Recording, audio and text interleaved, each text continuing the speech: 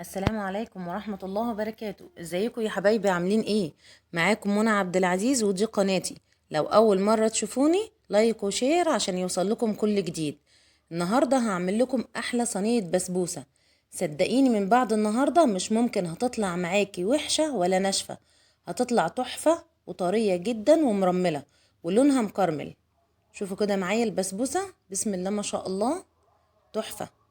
ودي كمان عشان كانت لسه سخنة، لما بتبدأ تهدى شوية بتطلع أفضل من كده بكتير. كده جربوها، ما شاء الله تحفة، مرملة ولونها مكرمل زي الفل. تعالوا معايا بقى نقول المقادير وندخل على التحضير.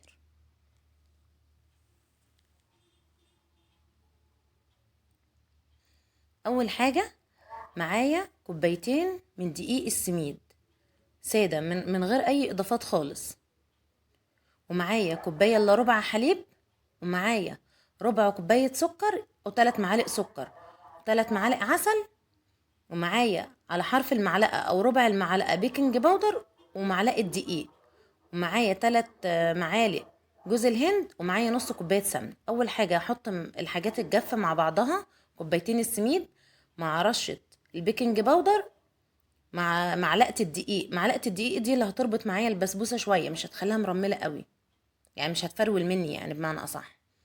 هاجي هنا معايا ووك على البوتاجاز واحط 3 معالق سكر، معاهم ربع كوبايه ميه او ربع سكر وربع ميه، هما ال3 معالق ربع كوبايه، واحطهم في الوok وهبدا اقلب بالطاسه كده. اشيل الطاسه بايدي كده واقلبها كده، امسكها من ايدها على اساس ان انا لو قلبت بالمعلقه دي السكر هتكتل معايا. هبدا معايا كده هحضر الشربات بتاع البسبوسه او السيرب. معايا 2 كوبايه ميه وكوبايه سكر واحطهم على النار.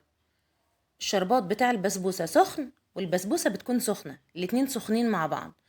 وخلاص الشربات هيقرب يخلص، هضيف عليه الفانيليا وهضيف له معلقة سمنة. تمام كده، خلاص سبت الشربات على النار. تعالوا شوفوا معايا كرملة السكر، هو ده اللون المطلوب. هبدأ بعد كده اضيف لها كوباية الا ربع حليب، واحدة واحدة وبراحتي، وهدي النار في الوقت ده. هيتكتل معايا، ما تقلقيش في تكتلات السكر دي، هيبدأ يفك تاني لوحده. تمام، خلصت كده. بعد كده هضيف ال3 معالق عسل،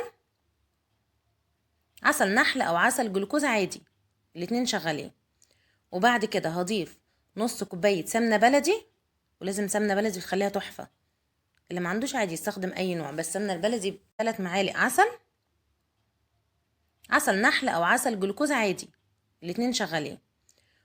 وبعد كده هضيف 3 معالق جوز هند.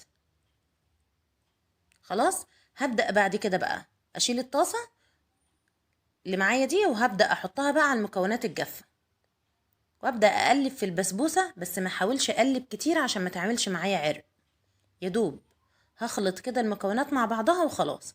ومعايا صينية انا مبطناها بسمنة بلدي ومعلقة طحينة.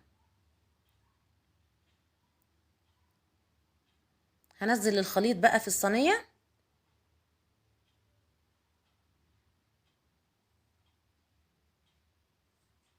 وابدأ اجيب شوية مية واعوز ايدي من المية كده، وابدأ اسوي بيها وش البسبوسة عشان يطلع لونها جميل، واسويها.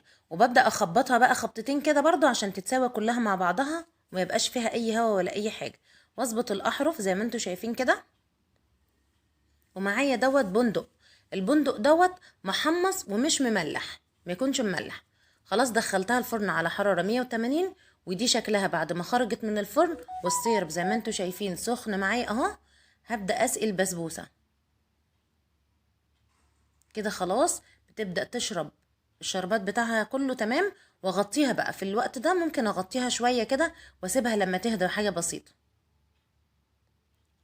البسبوسة كل ما بتقعد اكتر كل ما تبقى احلى، ولكن انا على طول قطعتها عشان اخليكم تشوفوها معايا.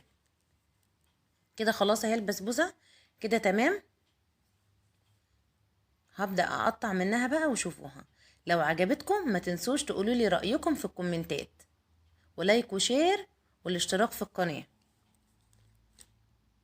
يلا بقى معايا، اشوف مع الف سلامة، واشوفكم في فيديو جديد، والسلام عليكم ورحمة الله وبركاته.